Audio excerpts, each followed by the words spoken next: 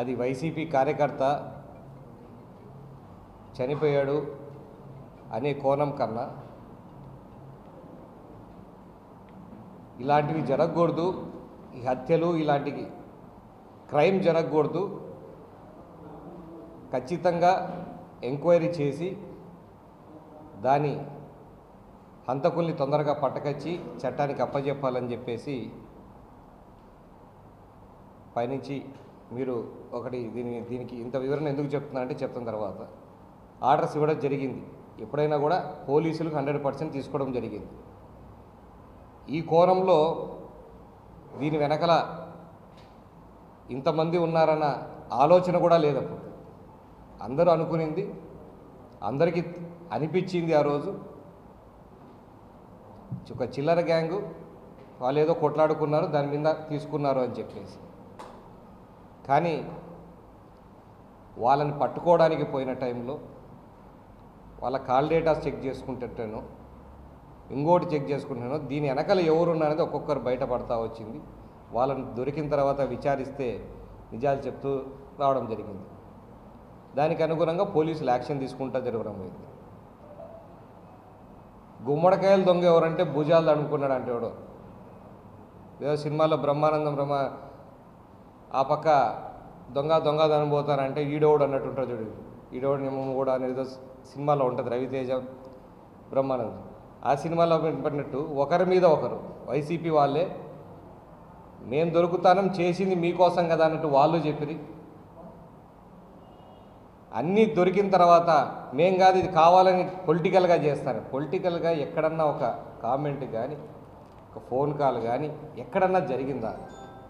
పొలిటికల్గా చేసే అలవాటు ఎవరికి ఉంది? అన్నీ మాట్లాడదాం.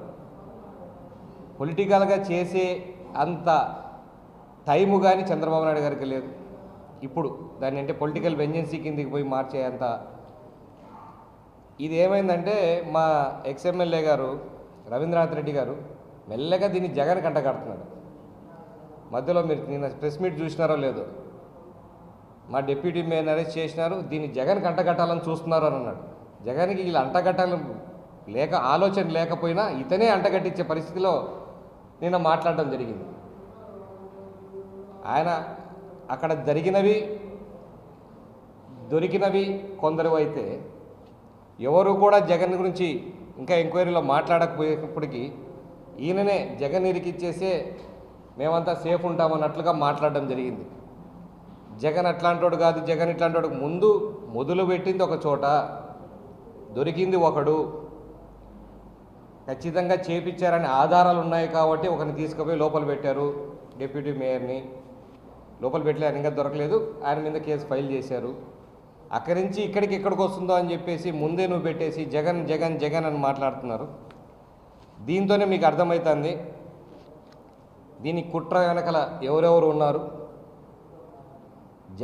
జగన్ గారు కూడా ఖచ్చితంగా ఇంటిమేట్ అయ్యే ఉంటుందని అనుకున్నామంటే ఇట్లాంటి కార్యక్రమాలన్నీ ఆ పార్టీలో బాగా అలవాటైన పని. వివేకానంద రెడ్డి గారి హత్యతో మొదలు పెట్టుకుంటే గొడ్డలపోటు పెడితే గొడ్డలపోటు జరిగింది ఒకటి, దాని వెనకలు ఉన్నది ఒకరు. పొద్దున పేపర్లు ఏమో సాక్షి టీవీలేమో చంద్రబాబు నాయుడు గారు చేయించారు. దాంతో ఒక ఎలక్షనే గెలిచినాం, అది అడ్డం పెట్టుకొని సీఎం కూడా అయిపోయినాం. ఇంకా ఇలాంటి అలవాట్లు మానుకోలే వైసీపీ పార్టీ. ఎమ్మెల్సీ ఒక ఆయన వాళ్ళ డ్రైవర్ని చంపేసి అది కూడా బయట వాళ్ళు చేసినారని చెప్పినారు, అది కూడా బయటికి వస్తూ ఉన్నాయి. ఇట్లా ఎక్కడికి పోయిన గవర్నమెంట్లో మళ్ళా వాళ్ళ కార్యకర్తనే చంపుకున్నారు, శ్రీనివాసరెడ్డినని, మాదే కాన్స్టిట్యున్సీలో. అది కూడా టీడీపీ వాళ్ళ మీద వేశారు. అప్పుడున్న టీడీపీ మా సుబ్బారెడ్డి ఇప్పుడు మార్కెట్ యార్డ్ చైర్మన్ ఉన్నాడు, ఆయన పేరు వేయడం జరిగింది. ఆయన పేరు వాళ్ళ ముద్దాల కింద చూపించి వాళ్ళందరినీ అరెస్ట్ చేయడం జరిగింది. ఆ చంపినోడేమో ఇప్పుడు కూడా మీ వెనకలే తిరుగుతూ ఉన్నాడు, మీతో పాటే తిరుగుతున్నాడు వైసీపీ వాళ్ళతో. చంపించుకునేది బలిపశువు అయ్యేది వైసీపీ కార్యకర్తే, చంపేది వైసీపీ వాళ్ళే. బ్లేమ్ మాత్రం టీడీపీ వాళ్ళ మీద వేయడం జరుగుతుంది. ఇప్పుడు గవర్నమెంట్ మాది ఉంది కాబట్టి పొలిటికల్గా చేస్తున్నారని చెప్పేసి దీంట్లో ఎక్కడన్నా పొలిటికల్ ఒక యాంగిల్ వచ్చిందా? ఎవరన్నా కూడా ముందు నుంచి వీళ్ళు ఉన్నారని ఏమైనా స్టేట్మెంట్లు ఇవ్వడం కానీ ఎవరన్నా ఉన్నారని తెలియజెప్పడం కానీ పోలీస్ ఎంక్వైరీలో బయటపడింది, ప్రూఫ్స్తో సహా బయటపడింది. సిగ్గు లేకుండా ఏది పడితే అది మాట్లాడాలని చెప్పి తప్పించుకోవడానికి ఇలాగా చంద్రబాబు నాయుడు గారు ఎక్కడ వంగవీటి రంగా హత్య కేసులో ఇది చేశాడు, దానికి ఇది చేశాడు, ఏం మాట్లాడుతున్నారో కూడా తెలియకుండా సంబంధం లేకుండా మాట్లాడుతూ ఉన్నారు.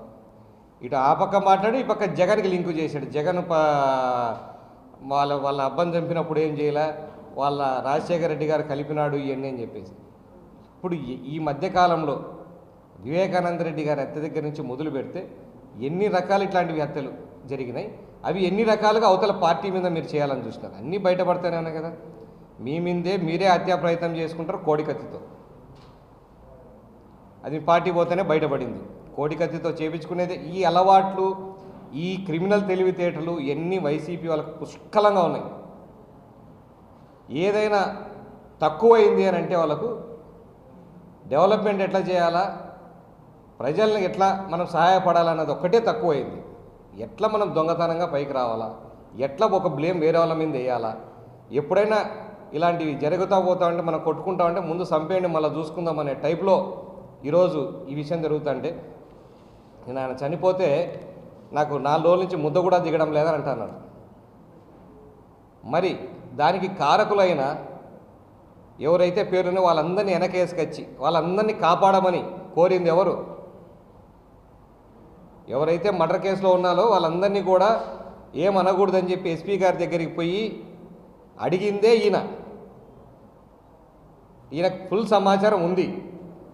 ఎందుకు జరిగింది, ఎవరు చంపించారు, ఎవరు చంపినారు అంతా మా వాళ్ళే స్కెచ్ చేసుకున్నారు. అది ఏదోగా డిస్ప్లే చేయాలని చూసినారు. అది ఏదో చిన్న గలాట వల్ల జరిగిందని ఒక సీన్ క్రియేట్ చేసి చేయాలనుకున్నారు. కానీ ఎస్పీ గారు గట్టిగా కూర్చొని దీని మీద ఇన్వెస్టిగేషన్ చేశారు కాబట్టి, లోతుగా ఇన్వెస్టిగేషన్ చేశారు కాబట్టి ఒక్కొక్కటి నిజం బయటకు వచ్చింది. ఇంకా ఇన్వెస్టిగేషన్ జరుగుతూ ఉంది. ఎన్ని నిజాలు వస్తాయో అన్నీ మొత్తం ఛార్జ్షీట్ ఫైల్ అయిన తర్వాత తెలుస్తుంది. ఏ విషయం కూడా ఒక్కటి మీకు చెప్తా ఉన్నా, చంద్రబాబు నాయుడు గారు ఒకవేళ రాజకీయంగా మీ అందరి మీద అటాక్ చేయాలని అనుకుంటే వచ్చిన 2 ఏళ్ళు అయింది. ఎన్ని చేసి ఉండకూడదు మీ మీద. మీరు పాతవన్నీ తీసి తోవినా కానీ 100 బయటపడతాయి. ఆ శ్రీనివాసరెడ్డి కేసులోనే వీళ్ళందరూ బయటపడతారు. ఇన్వెస్టిగేషన్ ఈ హత్యకు సంబంధించి ప్రాపర్ ఇన్వెస్టిగేషన్ జరుగుతుంటే నోటికి వచ్చినట్టు మాట్లాడుతూ ఉన్నారు. అదే చెప్పింది, గుమ్మడికాయ దొంగలు ఎవరో మాట్లాడుతుంటే భుజాలు తడుపుకొని నేను కాదని ముందే బయటకు వచ్చేసి జగన్కి సంబంధం నాకు సంబంధం లేదన్నట్టుగా మాట్లాడుతూ ఉన్నాడు. అందరి పేర్లు బయటకు వస్తాయి. లేకున్నంతవరకు మీరు భయపడాల్సిన అవసరం లేదు. ఒకవేళ మీకు సంబంధం లేదు, మీకు దీని గురించి అవగాహన లేదంటే భయపడాల్సిన అవసరం లేదు. ఎందుకు భయపడతా ఉన్నారు? ఎవరికైతే ప్రూఫ్లు ఉన్నాయో, ఎవరైతే దీంట్లో ఇన్వాల్వ్ ఉన్నారో వాళ్ళందరూ ఖచ్చితంగా బయటకు వస్తారు. ఇన్వెస్టిగేషన్ పోలీస్ కస్టడీలో తీసుకున్న తర్వాత ఇంకొంచెం ఇన్వెస్టిగేషన్ జరిగిన తర్వాత అన్నీ కూడా బయటకు వస్తాయి. మీ అందరికి కూడా ఎవరైతే దీని అందరికి కూడా ఖచ్చితంగా శిక్ష వేయించే బాధ్యత మాత్రం ప్రభుత్వం తీసుకుంటుంది. దానికి అనుగుణంగా పోలీసులు పనిచేస్తున్నారు.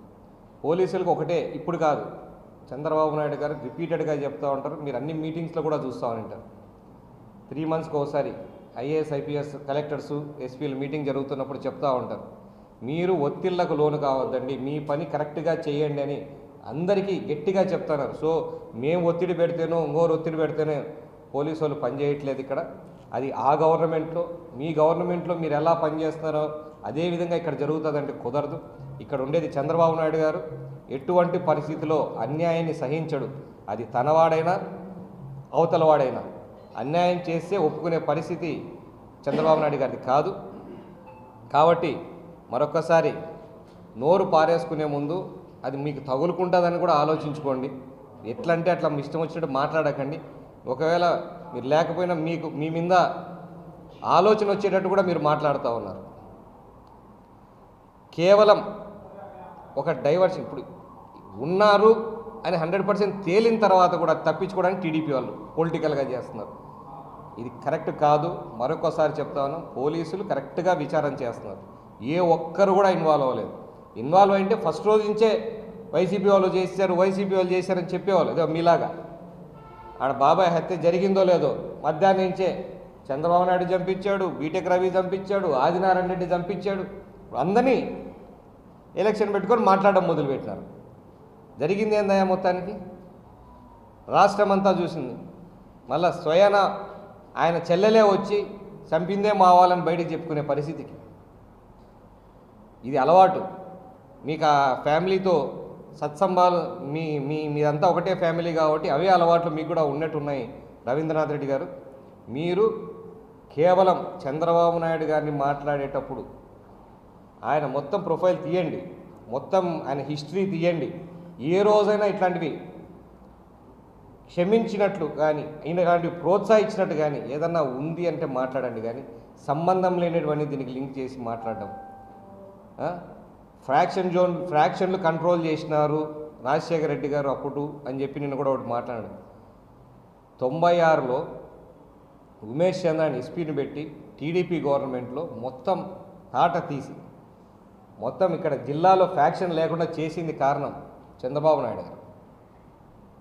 పులివెందల్లో మీరు 2 గుంపులు మాట్లాడుకున్నాడని కాదు, వాళ్ళని ఏ గుంపు అయినా పర్లేదు ముందు ఫ్యాక్షన్ లేకుండా చేయండి అని అంటే ఆ టైంలో ఫ్యాక్షన్ కంట్రోల్ చేసే టైంలో చంద్రబాబు నాయుడు గారికి ఇట్లా మమ్మల్ని ఇబ్బంది పెడుతున్నారు ఫ్యాక్షన్లో అని వీళ్ళు మొరపెట్టుకున్నా దాంట్లో నేను సపోర్ట్ చెయ్యను అన్నప్పుడు చాలామంది రాజశేఖర రెడ్డి గారి దగ్గరికి వెళ్ళారు. రాజశేఖర రెడ్డి గారు ఇద్దరిని పెట్టుకొని మాట్లాడుకుంటా మాటలు చెప్తూ సమయం గడిపేసి అట్లా పనిచేసుకున్నాడు తప్పితే సొంత పార్టీ వాళ్ళైనా కూడా చట్ట వ్యతిరేక పనులు చేస్తానంటే ఒప్పుకునే ప్రసక్తి లేరు. అలాంటి ఆయన్ని మీరు మాట్లాడే అర్హత మీకు లేదు. దొంగలందరూ బయటపడతారు. ఎవరెవరికి సంబంధం ఉందంగా చాలా పేర్లు ఉన్నాయని చెప్పి పేపర్లో రోజు చూస్తూ ఉన్నాం. చాలా 100 కోట్ల ఆస్తులు ఏవేవో డాక్యుమెంట్స్ దొరికినాయని అంటున్నారు. దానికి సంబంధించినవన్నీ బయట పెడతా ఉన్నారు. మీరు మీ వాళ్ళు చేసిన చాలా వరకు ఆస్తులన్నీ కూడా బయట పెట్టడం జరిగింది. అవి గవర్నమెంట్కి అప్పగించడం కూడా జరిగింది ఈ 2 ఏళ్లలో. అవి కూడా మిగతావి కూడా పూర్తిగా ఏవైతే ఇంకా ఎంక్వైరీలు ఉన్నాయో కూడా పూర్తి చేస్తాం. కంగారు పడకండి. గవర్నమెంట్ భూములు ఎన్ని దొబ్బేసే దాంట్లో ఉన్న వాళ్ళందరికీ మీరు సపోర్ట్ చేసిన వాళ్ళందరికీ కూడా బయటపడే అవకాశం ఏంది. ఎవరన్నా ఉంటే ముందే లొంగిపోయి మాకు ఇవి ఉన్నాయని చెప్పి మీరే లొంగిపోతే లొంగిపోయినందుకు శిక్షణ తగ్గుతుందేమో. వాళ్ళంతకు వాళ్ళు ఎంక్వైరీ చేసి సెక్షన్లు మన కేసులు పెడితే మాత్రం మీకు చాలా కఠినంగా ఉంటుందని తెలియజేసుకుంటున్నాను. ఇంకొకసారి నోరు పారేసుకునే ముందు జాగ్రత్తగా మాట్లాడండి. ఎవరు పడితే వాళ్ళు మాట్లాడితే ఒప్పుకునే ప్రసక్తే లేదు. పొలిటికల్గా చేయాలనుకుంటే ఫస్ట్ రోజే చేసేవాళ్ళం, ఇన్ని రోజులు ఆగాల్సిన అవసరం లేదు. ఫస్ట్ రోజే కాదు, ఒకవేళ ఇప్పటికైనా మీరు ఆలోచన తెలుసుకోకపోతే పొలిటికల్గా చేసే ఎట్లుంటుంది కూడా చూపించాల్సిన అవసరం వస్తే చూపించాల్సి ఉంటుంది. ఊరికే నోరు పారేసుకో. Thank you.